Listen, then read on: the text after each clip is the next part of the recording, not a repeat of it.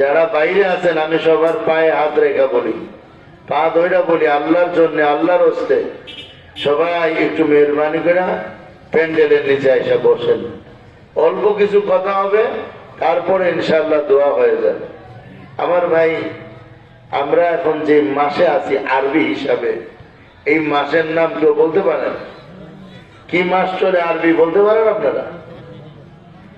হ্যাঁ, রজব মাস। মাশাআল্লাহ। কি মাস চলে ভাই? রজব মাস। সবাই একটু বলেন কি মাস এটার নাম? রজব মাস। রজব মাস। এই রজব মাসের পরের মাসের নামটা কি? শাবান। শাবানের পরে সবাই আমরা জানি ওটার নাম কি? রমজান মাস। রমজান। আজকে রজব মাসের 26 তারিখ। তো 26 তারিখ, এর মানে আর এই মাস আছে কয়দিন? 4 দিন। এরপরেই শুরু হয়ে যাবে শাবান। এর মানে 30 দিন ধরেন, 30 আর 4 34। 34 দিন পরে আমার আপনার সামনে চলে আসবে মাহে রমজান মাস। রমজান মাস, এই মাসে একটা কাহিনী আছে যেটার নাম বলা হয় মেরাজের কাহিনী। কি কাহিনী ভাই? মেরাজের কাহিনী। মেরাজের কাহিনী। মেরাজ এটা হলো আমাদের নবীজিকে আল্লাহ তাআলা দাওয়াত দিয়া, আমাদের নবীজিকে আল্লাহ তাআলা দাওয়াত দিয়ে নিয়ে গেছেন আরশে আজিমে। কোন নবীকে আল্লাহ তাআলা দাওয়াত দিয়ে আরশে আজিমে নেন নাই। আল্লাহ পাকের কাছে নবী 1 লক্ষ বা 2 লক্ষ 24,000 পয়গম্বর দুনিয়াতে আসছে, সবাই নবী। এর মধ্যে অনেক রাসূল আছেন, কিন্তু আল্লাহ তাআলা কাউরে দাওয়াত দিয়ে আসমানে নেন নাই। নিয়ে গেছেন একমাত্র আমাদের নবী মুহাম্মদুর রাসূলুল্লাহ সাল্লাল্লাহু আলাইহি ওয়াসাল্লাম।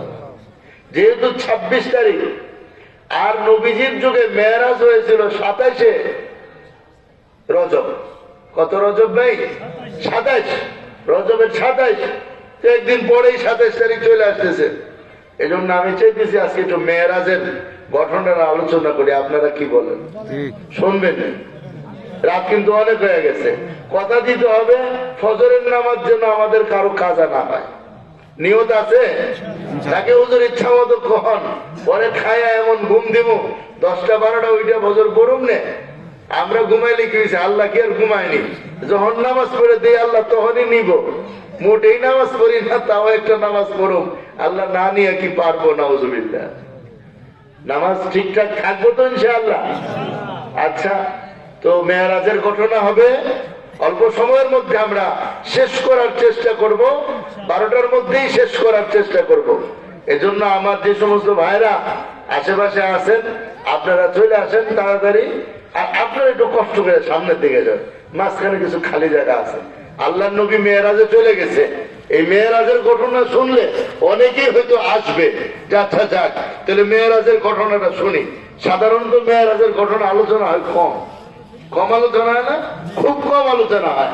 তো আপনারা একটু কষ্ট করে সামনে আসেন না? হয়তো যুবক ভাইরা পিছনে বসা, একটু সামনে যে খালি জায়গা আছে একটু আসেন, জমা বসেন, আলোচনা শুই না আলহামদুলিল্লাহ মজা লাগবে, ভালো লাগবে। আমাদের নবী মেরাজে গেছেন, কি কি ঘটনা ঘটছে আমি সংক্ষিপ্ত আকারে আমাদের উস্তাদ আল্লামা মুফতি ফজলুল হক আমিনী রহমাতুল্লাহ আলাইহি বলেছিলেন, সেখান থেকে আমি আপনাদেরকে বলতে বলতে সামনে চলে আসতেছে সবাই। মাশাআল্লাহ, এলাকার মানুষ অনেক ভালো। মাশাআল্লাহ, বলতে দেরি হয়, সামনে আসতে দেরি হয় না। মাশাআল্লাহ, আল্লাহ তাআলা বরকত দান করেন।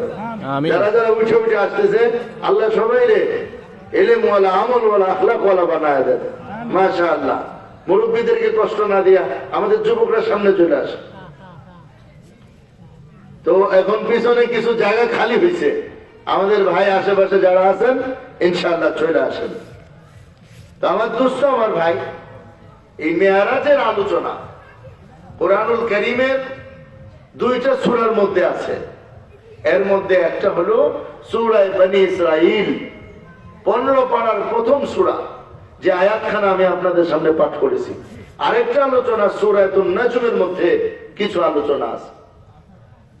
তো বনী ইসরাঈলের এই আলোচনার মধ্যে আল্লাহ তাআলা ইরশাদ করেন, সুবহানাল্লাযী আসরা বিআবদিহি লাইলাম মিনাল মসজিদিল হারাম ইলাল মসজিদিল আকসা। প্রশংসা আল্লাহ রাব্বুল আলামিনের, যিনি তার বান্দাকে মসজিদুল হারাম থেকে মসজিদুল আকসার মধ্যে নিয়ে গেছে। আল্লাযী বারাকনা হাওলাহু, যে মসজিদুল আকসার আশেপাশে আমি বরকত দিয়ে রেখেছি। সুবহানাল্লাহ। তো আল্লাহর নবীর মেরাজের সূচনাটা মক্কা শরীফ থেকে বাইতুল মুকাদ্দাস, বাইতুল মুকাদ্দাস থেকে আসমান পার হইয়া একেবারে আল্লাহ রাব্বুল আলামিনের কাছে পৌঁছে গেছে। দুনিয়ার মধ্যে একমাত্র আমাদের নবীজিকে আল্লাহ দাওয়াত দিয়া উপরে নিয়ে গেছেন, নিজের কাছে বসায়া কিছু উপহার দিয়ে গেছেন, উপহার দিয়েছেন, আর কাউকে ডাইকা নিয়ে উপহার দেন নাই। দুনিয়ার মধ্যে জিবরাইলকে দিয়া পাঠায়া জানায়া দিয়েছেন আপনার উম্মতরে এটা করতে বলেন, আপনার উম্মতরে এটা করতে বলেন। কিন্তু আমার দোস্ত, আপনাকে আমার জন্য আল্লাহ রাব্বুল আলামিন উপহার দিবেন, উপহার। আর ওই উপহারটা দেওয়ার জন্য আল্লাহ রাব্বুল আলামিন স্বয়ং নবীজিকে ডাইকা নিজের কাছে নিয়ে গেছেন। নিয়া কি বলছেন আর কি বুঝাইছেন সবকিছু হিসাব করলে বোঝা যায় আমারে আপনারে ভালোবাসা নবীজিকে ডাইকা কাছে নিয়া নবীজির কাছে দিয়া বলছেন এগুলো আমার বান্দাদের জন্য, আপনার মাধ্যমে আমি উপহার দিলাম। সুবহানাল্লাহ। নবীজির মেরাজ মানে আমাদের মেরাজ। নবীজি আল্লাহর কাছে যাওয়া মানে আমাদের সবার আল্লাহর কাছে যাওয়া। আল্লাহ নবীজিকে ডাইকা নিয়া পুরস্কার দিচ্ছেন। ওই পুরস্কার কি? এক বেলার খাবার না। ওই পুরস্কার কি? একটু পরিধান করার কাপড় না। ওই পুরস্কার হলো কিছু আমল, যে আমলটা আল্লাহ নিজে নবীজিকে দিয়ে দিচ্ছেন, যেইটা আপনি আপনার উম্মতকে নিয়ে দিবেন যেন আপনার উম্মত এইগুলোর উপরে আমল করে পালন করে। সুবহানাল্লাহ। আমার দোস্ত, নবীজি সাল্লাল্লাহু আলাইহি ওয়াসাল্লাম নবুয়ত